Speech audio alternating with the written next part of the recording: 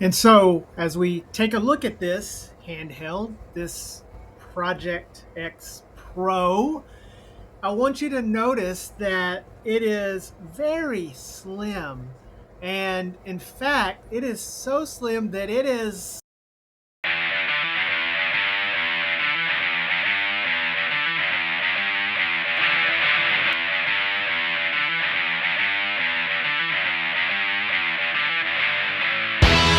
I have type 2 diabetes, but I manage it well. And with this little pill, I've got a story to tell. I take. No, wait. Oh, I am diabetic, but I don't take Rybelsus. I'm more of a Jardiance kind of guy. Anyways, Deadheads, welcome back to the channel.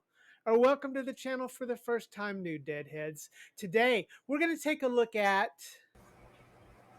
Project X Pro. All right, Deadheads. So, if you remember back, I don't know, remember Project X?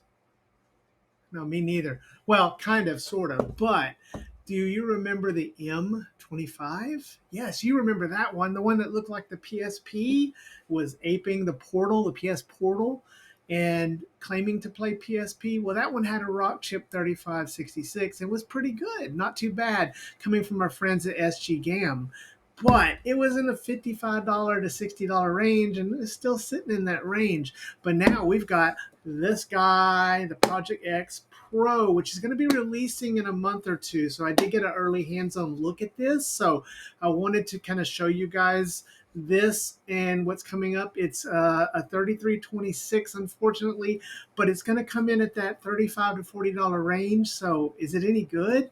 Well, you're going to have to stick around and find out. But remember to hit that like button and subscribe so you never miss an episode of our wonderful content here as it gets chilly. Anyways, let's see if this is worth the money. Okay, so let's begin with the box itself.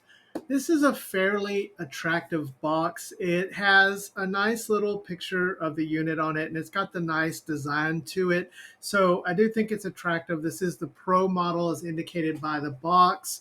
We do have some specs over here on the front side, which is somewhat interesting, especially since the specs are pointing to PSP. Now, because we know that this has a Rockchip 3326 in it, PSP is not going to be very strong on this handheld. So it's kind of interesting that they do that, especially since the M25 went with the 3566, which is a bit better for PSP. But neither one of those is really a great PSP CPU. If we could get something looking like this in this shape with the T618, that would be much better. But we're dealing in the budget world here of e-waste, so we're down in that $35 to $40 range, so you're getting a 3326 in this. The box is pretty nice. On the side here, we do have it showing the different colorways that are available, and it does have 3 different colorways available initially. We did get it in the full black colorway, so they're going to have 2 other colorways, one with blue and one with the sort of white colorway. But the box is pretty nice here. On the back here, we do have a little more information. We have some specs here on the back that kind of just confirm everything. So again, we're looking at a mock of the Portal. It's trying to look like the PS Portal with a 4.3-inch screen. It's got a resolution of 800 by 480.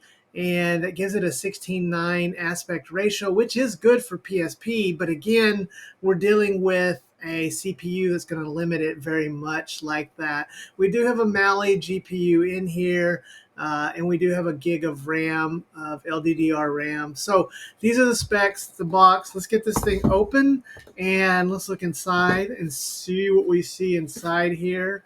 And hey guys, sorry to interrupt the video, but I wanted to show you this product that Amazon sent to us. And once again, I want to thank Amazon for sending this and supporting our channel. Anyways, this nice little device can give you Bluetooth speaker on any of your devices. I added it to the back of one of my Emeuelecs, and it was giving me amazing sound.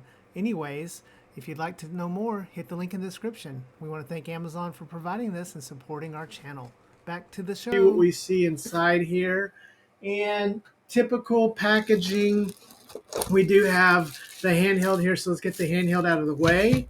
And we do have some of the really cheap kind of plastic. This usually comes torn or cut. We'll have to get shipped all the way over here to me, but this one's intact. And oh, looky here, we have a Ziploc bag for our USB-C cable. So it's kind of sparing all the expenses here, you know. I mean, let's go all out because it is a budget handheld. But it's a, you know, a USB A to C cable, so at least it's got USB-C and it's not using one of those old plugs. We have a QC checklist here, and then we have our manual. So no screen protector or anything like that. But again, we're in this $35 to $40 budget at launch. This thing is going to end up sitting around, you know, the $25 to $30 range eventually. So let's take a look at the manual, and here is the manual. And so we'll get a little close-up of the manual. So pretty basic manual. Again, when I'm doing these handhelds that have these CPUs like a 3326 or a 3566 or the H700, they're just, we know these in and out. So there's not going to be any surprises here. But that's basically what it looks like as far as the box goes. But let's get this thing out of the box and let's start to take a look at this and just kind of do our impressions of this. Again, let me just try this out and just take this in and like, oh, now first impressions, guys. This thing is light. The one thing about the M25 that I found a little bit unwieldy was it's kind of a thick boy. It kind of has some thick things. This thing is light, and as I rattle it, kind of rattly, kind of cheap, but it's very light. And I gotta say, holding it for the first time, it's kind of comfortable, guys. Color me surprised. Did I really just say that? It's kind of comfortable. It actually is. So, you know, again, just showing it here. This is the shape of it, and I gotta say, on holding it, it's kind of comfortable. We actually do have stacked shoulders, but they're really small. But the angle of them, they're nice. They're nice. So let's take a look at the buttons as always and just do a little button testing here. And these buttons, the buttons are nice. The texture on them are really nice. They feel nice. The texture on them, they are clicking independently, so that's pretty good. So they're not super loud. Yeah, they're not loud. So pretty good. I gotta say, I like the buttons here. So start and select.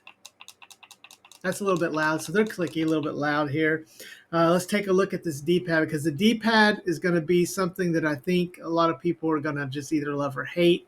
It does have that Sony-style D-pad with the sharp little edges. This reminds me of the Pimax Portal. But let's just try this D-pad. So yeah, each little piece is kind of independent, so not bad. It feels good. It's got a good give and take to it. Yeah, I'm kind of liking it.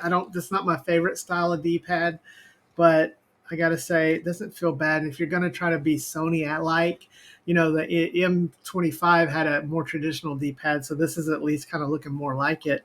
And then let's try these sticks. Clicky sticks. Okay, so they are clicky sticks. They got a good range of motion. These are switch style base sticks, as always. Maybe by 2026 we'll be away from these. But yeah, they're nice and clicky. They click in, so no issues there. I like the way they feel. I really like the fact of how they're separated. You know, the space between them, I think, is really nice. So I really sort of like that. Again, this thing is surprising me. It's comfortable. This form factor is really comfortable to hold this. Where they place the triggers are in a good spot, especially with the sticks. Now, you're not going to be pushing any games on this that are going to use the sticks. I mean, maybe if you can get streaming on this thing, but it doesn't have Wi-Fi. So, you know, really, it's kind of like it needs a lot more under the hood to really be impressive. But I like the shape of this, guy. So if you're, you know, looking, any competitors out there, you're looking for, you know, some things, it's got a nice build quality to it. The other thing is it's kind of got like a two-part mold going on here. It's going to be bicolor on some of these, blue and white, black and white, or black and black, but it's got a smooth texture here where you're holding the buttons. It's super like piano smooth. It reminds me of the Vita, the Piano Vita. It's not as good a quality as that, but it's similar to that. And then it's more matte next to it. So there's a nice contrast there between the two, which gives it that nice colorway. So we're talking about a dirt cheap e-waste product that is at least attempting to have some style and kind of compensate for that. And so far in this just first impressions and holding this, it's nice to hold. Let's try these triggers out. Triggers seem good. So quality control here is good. I don't see any problems with the hardware. Don't love the style of D-pad, but it seems to be good. It's rocking good. The buttons are really good. I don't like the Switch style sticks anymore, but they seem to be good. And the triggers, I like the triggers. They're a nice size, so that's pretty nice. And nothing much on the back happening here. We do have 2 speaker holes. I'm almost certain it's a single speaker. It may be dual. I don't know. So yeah, let's get this thing fired up and let's just take a look at it and kind of see what it has under the hood here. We got a 3326, but are we going to see my old nemesis? Are we going to see that Emeuelec?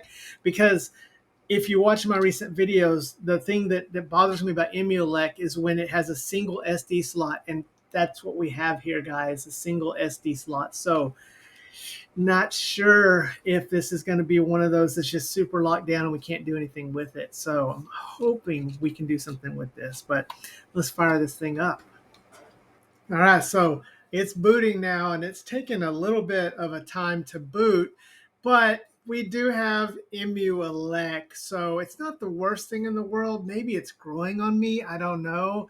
I'm really a fan of things like custom firmware where we can get some really awesome stuff like MUOS, ARCOS, Rocknix, or Jealous.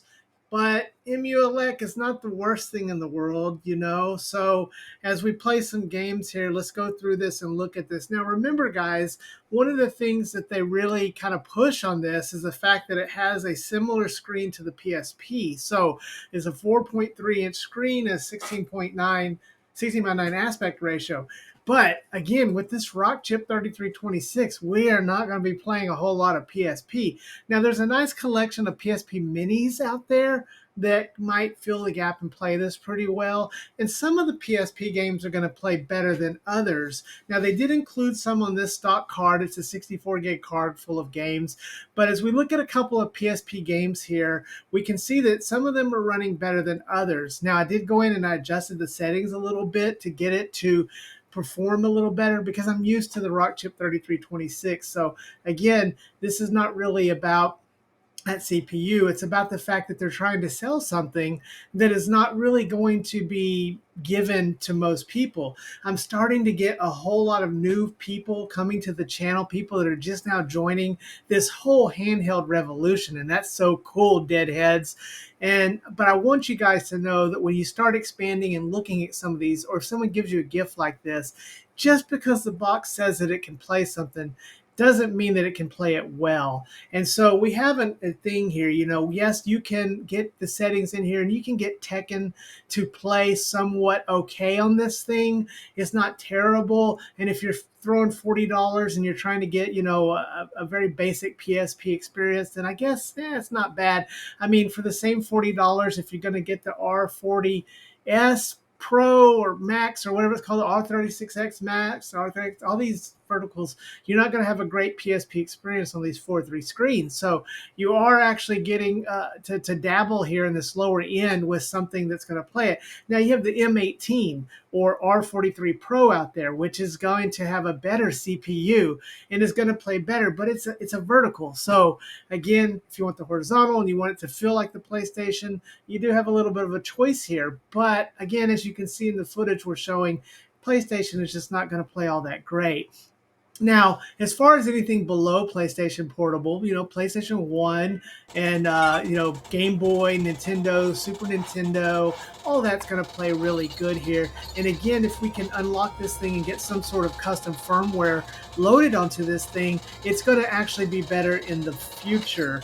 So again, it's a matter of whether or not this thing can be supported. Now, you can stay up in that $55 range and get the, the competitor that has the Rockchip 3566, which is the M25. But you can try to save yourself a little bit of money and step down a bit, because the truth is the 3566 is still not going to play PSP nearly as good as what you want it to if you're trying to play the full catalog. So you got to make that decision there. But as we wrap up this video, let's just talk about some of the things that I liked about this and some of the things that I did not like about it. So first, let's talk about some of the things I did not like about this. So the first thing I do not like about it is I don't love this style of D-pad. I've never thought that Sony even did it really great. It's not my favorite style of D-pad. This is not a bad implementation on that, but I just don't think it's the best use of D-pad unless you're going for authenticity. Now, we're living in a world where we're trying to make these clones and these new emulation handhelds look as much like the original as we can, such as with the recently released RG34XX, which is looking just like the original that it's mimicking. But as far as this goes, I just would have preferred maybe a little bit different D-pad. Maybe it could have been done a little bit better. The other thing that I don't like is that it's shipping, with some firmware that's kind of locked. I don't know yet if this is going to be able to open up to custom firmware. I hope it will.